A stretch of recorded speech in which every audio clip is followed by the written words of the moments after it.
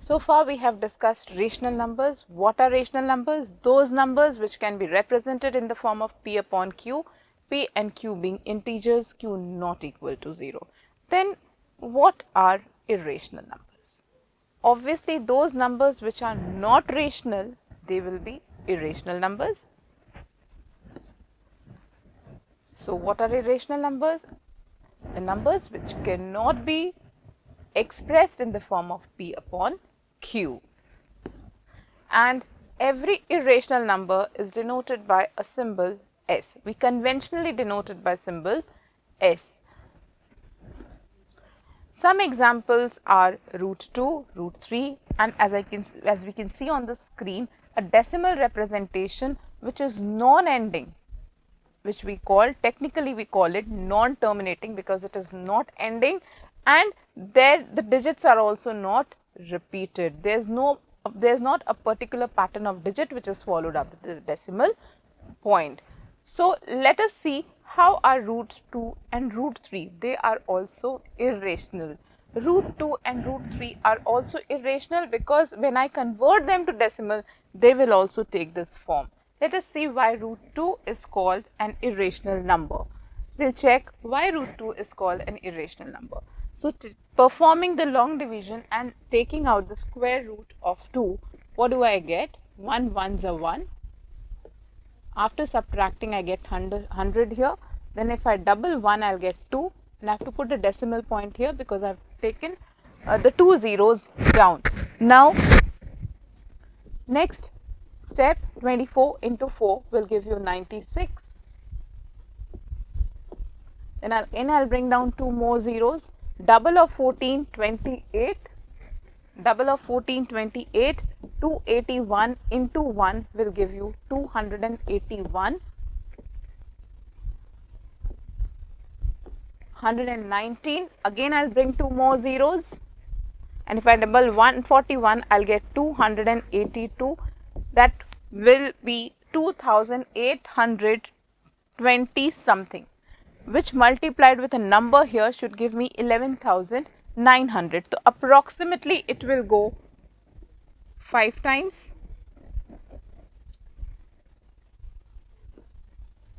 And if I carry on the division, I can see that this number, it goes on increasing and increasing, and I'll never get a remainder 0.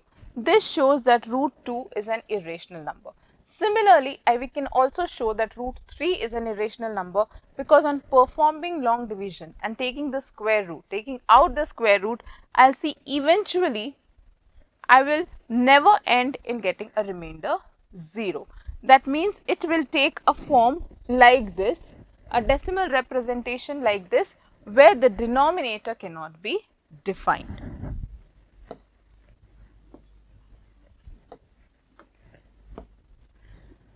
So we have two categories of real numbers, the rational numbers and the irrational numbers. Either the numbers are rational or they are irrational, and both rational numbers and irrational numbers can be represented on a number line. We already know how to represent a rational number on a number line, and we also know how there exists infinite number of rational numbers between two rational numbers. Similarly, irrational numbers can also be represented on a number line. Let us see how, and the method is very interesting. Every point on the number line represents, if I take the real number line as a whole, every real number, be it rational or irrational, can be represented on a real number line, which a real number line thus contains rational as well as irrational numbers. But the way of representing an irrational number is little different from representing a rational. As we have discussed the difference between rational and irrational numbers, rational numbers can be expressed in the form of numerator upon denominator in the form of integers p upon q, q not equal to 0. Why? The reason behind it is that if I divide the numerator by denominator, I'll get a certain decimal expansion which is either terminating, and if it is not terminating, it will be repeating or recurring.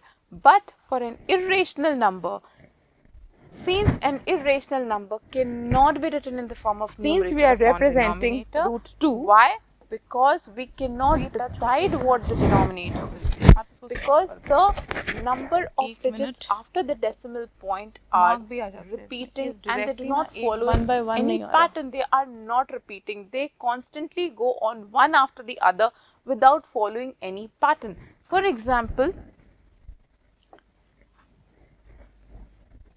if I write 2 upon 5, if I write 2 upon 5 and convert it to decimal, I'll get 0.4. Again, if I write 2 upon 3, 2 upon 3 when expressed as decimal is 0.666 and so on. So, both 2 upon 5 and 2 upon 3 are rational numbers. Both of them are rational numbers, but still we are getting two decimal expressions, two different decimal expressions. What are the two decimal expressions? The first type of decimal expression where we have only one digit after the decimal point and the decimal expression terminates. So, this type of decimal expression is known as terminating decimal expression. And if I write 2 upon 3, that is 0.666, this is non-terminating, but although it is non-terminating, but we can see that the digits are being constantly repeated. So, this is non-terminating and recurring decimal. Why is it terminating decimal? We get a terminating decimal in the case when the remainder is 0. We get a non-terminating decimal expression when the remainder will not be 0. So, a rational number will have two types of decimal expression, terminating, either terminating or non-terminating but recurring. But what about irrational number? As we have seen, an irrational number will be a number where the digits after the decimal point are non-terminating, but at the same time they will be non-repeating, like 0.13527, and next I may have 65431, anything which is not following any pattern. I can also have 1.100101000011 and so on, which is not following any pattern. The decimal expansion is not following any pattern. So, what type of decimal expansion do we have in case of irrational number?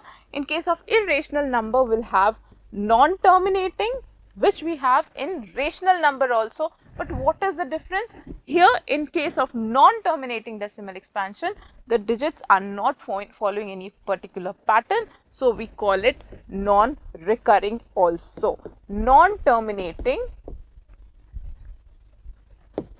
and non-recurring.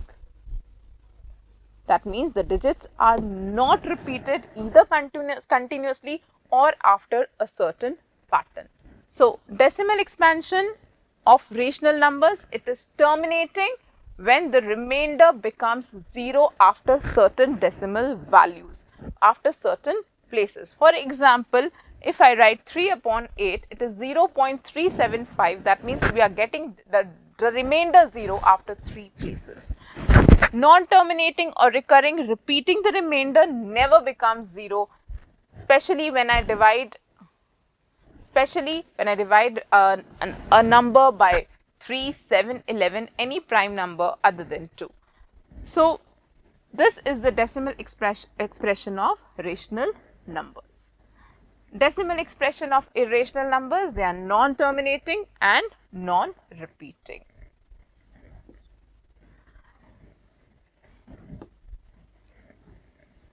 Example, if I have to show that 3.142678 is a rational number, in other words, I have to express it in the form of P upon Q, where P and Q are integers and Q not equal to 0. How to show it? Clearly, as we have discussed earlier also, this is called a rational number because it has a definite denominator. We can define the denominator. We know if I have one digit after the decimal place, I'll have 1 0 in the denominator. If I have two digits after the decimal place, I will have two zeros accompanied with 1 in the denominator. So here we have definite number of digits after the decimal point. So the denominator will be 10 raised to the power 6, and hence it's a rational number. Now if I have to show that 0.333 can be expressed in the form of P upon Q, how do I do it? We are stuck here because here it is non-terminating. How do we define? How do we express it in the form of rational number? Now let us look at the method of expressing it in the form of rational number. Let 0.333, which is also written as 0.3 bar, we put a bar over the digit which is constantly repeated after the decimal point. So let this number be equal to x. So what do we get? X equal to 0.333 and so on. Now what is my objective? I want to represent this number in the form of P upon Q, for which I need a denominator. And for a denominator, since the digits after the decimal point are constantly being repeated, I want to eliminate the digits after the decimal point, and that can be done by subtraction. It's very interesting. Let us see how we do it. If I multiply both the left hand side and right hand side by a number 10, what I'll get? I'll get 10x is equal to 3.333 and so on. We know the decimal, how when we multiply a number by 10, 100 or 1000 or the powers of 10, the decimal point shifts to the right. So if I multiply by 10, the decimal point will shift by one place to the right and I'll get this equation.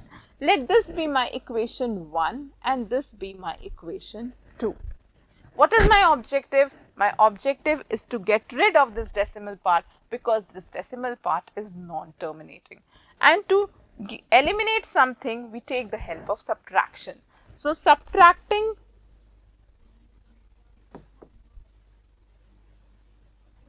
equation 1 from 2. Yes, but before subtraction, we have to keep one thing in mind.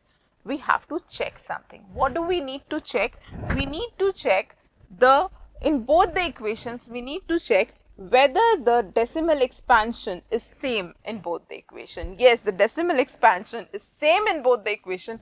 Only when we have the decimal expansion same in both the equations, then only when we'll resort to subtraction. We'll go to subtraction. So subtracting 1 from 2.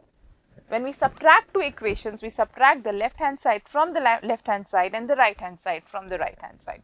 So subtracting 10x minus x will give me 9x, and subtracting 0.333 from 3.333, I can see that the decimal part will be cancelled and I'll be left with 3 minus 0, 3. So x is equal to 3 upon 9 equal to 1 upon 3, which is of the form P upon Q, Q not equal to 0. Hence, we can see that a non-terminating recurring decimal can be expressed in the form of P upon Q.